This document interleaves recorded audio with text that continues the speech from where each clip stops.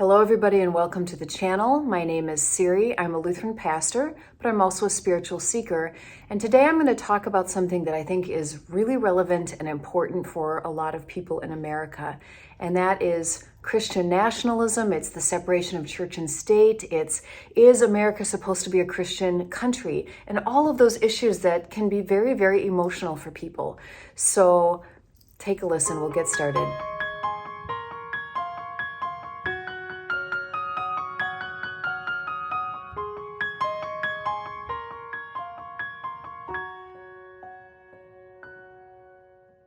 So as I often say, any of these subjects are massive and there have been entire books written and wonderful experts. So if you do want to know more, please try to educate yourself a little bit more. Everything I say is going to be kind of an overview. But this is something that's really important for people to really talk about, especially people who identify as Christians. So Christian nationalism has been rising in the country in the last 5, 6, 7 years. And basically the idea of Christian nationalism is this belief that the United States should be Christian and there should be a theocracy, meaning that the government itself should abide by Christianity and Christian principles, and there shouldn't really be a separation of church and state any longer. And now, if you ask a Christian if that's a good idea, some people may be like, well, that sounds nice. I'd love for everybody to be Christian. That's really great. You know, this is a great country and Christianity, after all, is the right faith and we want everyone to go to heaven. But it's a very, very dangerous road to go down. Theocracies have been around forever. And it actually, in the last 500 years of human history, has been a huge shift for the first time away from theocracies, and for very, very good reasons. When you have a combination of church and state together, where the people who are leading the church, the religion of the time, are in bed with and making laws with and working with political leaders, very dangerous things can happen. For one, it's dangerous for the people who don't agree with what's going on, meaning they have some legitimate concerns. Maybe the church is doing some very inappropriate things. Well, that would be the first time that ever happened, right? The church or the state could be doing some very, very damaging things to people, abusing their power and their privilege. And to speak up against one is to speak up against the other, and suddenly you're an enemy of the state. And this gets very dangerous very quickly. It also means that the people who are religious leaders are often told and filtered like what they should think and what they should preach and what they should do, and they can get in a lot of trouble if they do not stick to the box. By definition, religion is something that should be connecting you to your Creator. It should be something that binds a community together. It should be a set of beliefs that never comes out of coercion, but rather is something that you're introduced to, that you get to choose how you want to explore that. The thing that makes me so nervous about talking about Christian nationalism is the version of Christianity that's being so loud that wants power is not my kind of Christianity. And they would be very threatened and want to censor me. So this kind of Christianity is one that's very authoritarian, where they're enforcing their way. There's a strict ladder of authority and who gets to do what. It's very male-dominated. It's also very violent in a lot of ways. You can see this through the way that they want to deal with things, is they use very immature and bullying behavior. And also there's a sense of controlling beliefs and thoughts and actions. Now, I'm a Christian pastor, but I believe that my first and primary responsibility is to be responsible to God and to my own conscience, not to church and certainly not to state or government. And so if my conscience tells me to speak out against something, or I know something deeply within my own being to be true that's in contrast to church or state, then I have the I reserve the right, and I should have the right protected to be able to protest, to be able to talk about it, to be able to raise concerns. That is part of a good society, is where people are able to say, I don't think so, or what about this way, or this is a problem. That should 100% be allowed. And in my last video, I talked about unhealthy forms of religion and spirituality and what causes damage to people long term and interferes with the way they live their life is often these harmful, controlling ideologies where they feel they don't have the right to think, they don't have the right to question, they don't have that right. I think about the kind of Christianity that some of these people want to have pervade. And besides the authoritarian and the controlling aspects of it, which are in and of itself problematic, I think about sending my kids to public school.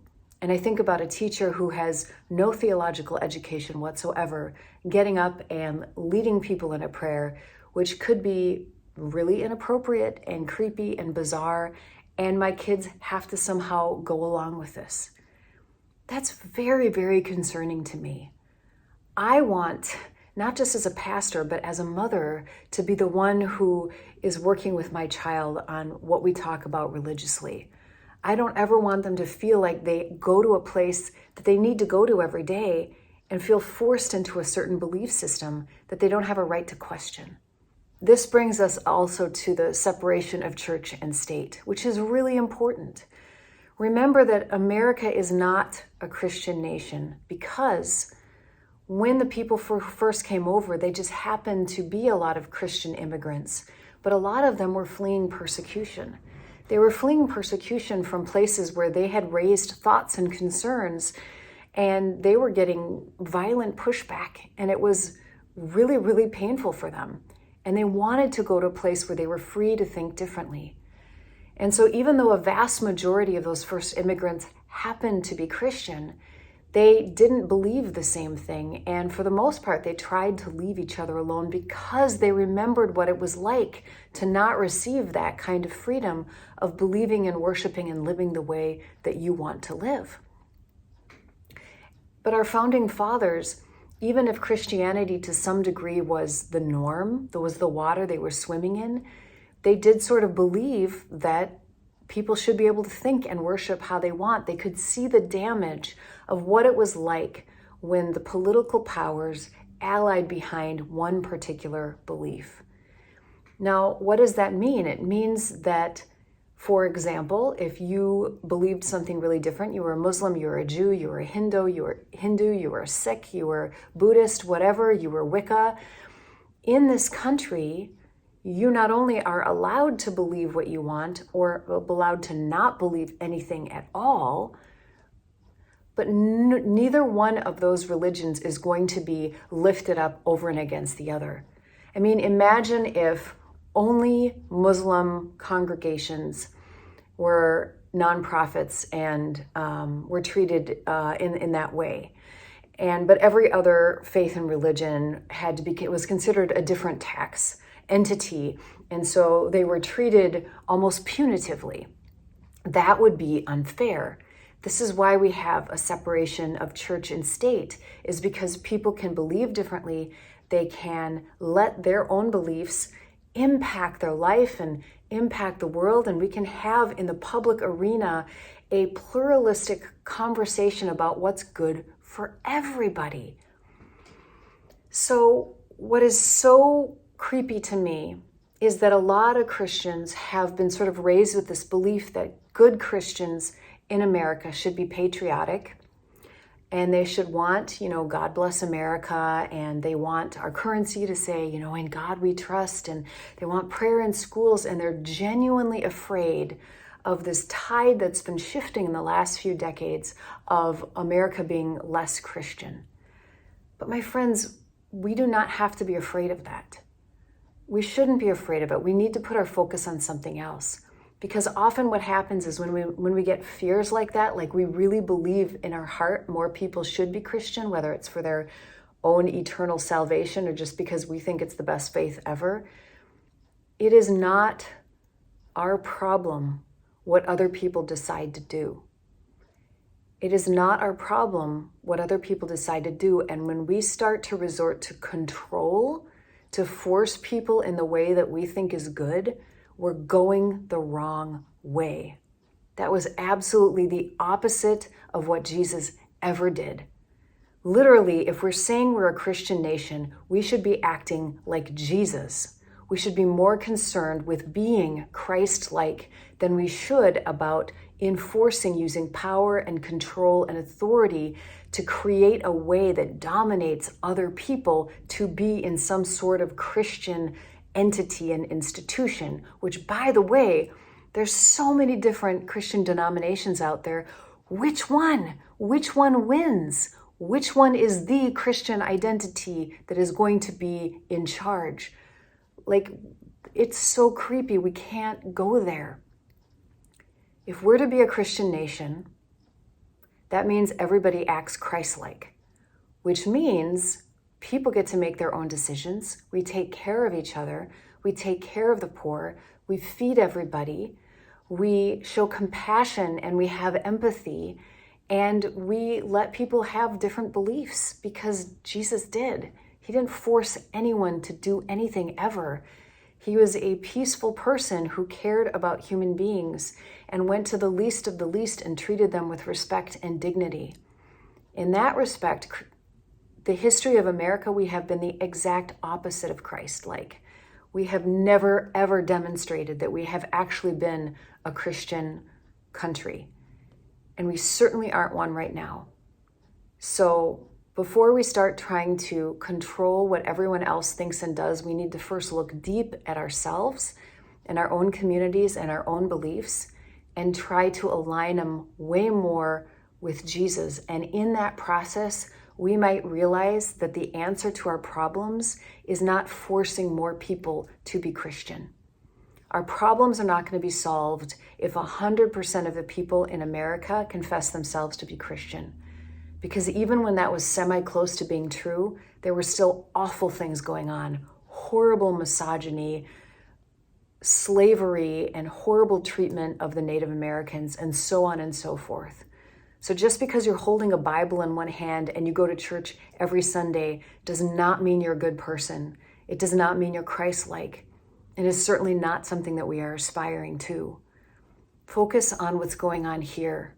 Focus on your home. Focus on your community. Focus on making things a safe, loving, empathetic place where all people can thrive and have a right to live and poor people are taken care of. And then, my friends, if that is what happens, we might be a little bit closer to living in a Christian nation. But that's not even my concern. My concern is that people are taken care of. My concern is that we're a nation that actually cares about human beings more than we care about profit and corporations. Like I said, this is a huge subject, but it's one that a lot of Christians, we don't talk about. You think you should believe that you want all people to be Christian. And that's a whole nother topic of believing that people will go to hell and that you're helping them out. My friends, you're not. And let's examine those beliefs. What kind of a God is so awful that they're going to throw someone in hell just because you don't believe the right thing? Watch the first video on this channel for that. It is an insane belief that isn't even biblically accurate. And it is a horrible, horrible reduction and superficial concept that Christians have held on to. And it is very damaging and very unhealthy. And it is time we stop believing that God is just going to throw everybody in hell if we don't have the right belief. We're not saving people from eternal damnation by forcing people to be Christians. We're not. That is a horrible idea. It is a immature concept of Christianity and what we're about here. And it needs to stop because scary things are happening in this world. And we don't want religion to be part of the problem anymore. It needs to be part of the solution of making this world a better place, a more loving place, a more empathetic place where all things and all people are living and thriving collaboratively together. That's what we should be working towards. And anything that gets in the way of that needs to go. That's my professional opinion. I hope this was helpful for you, and I will see you next time. Bye-bye.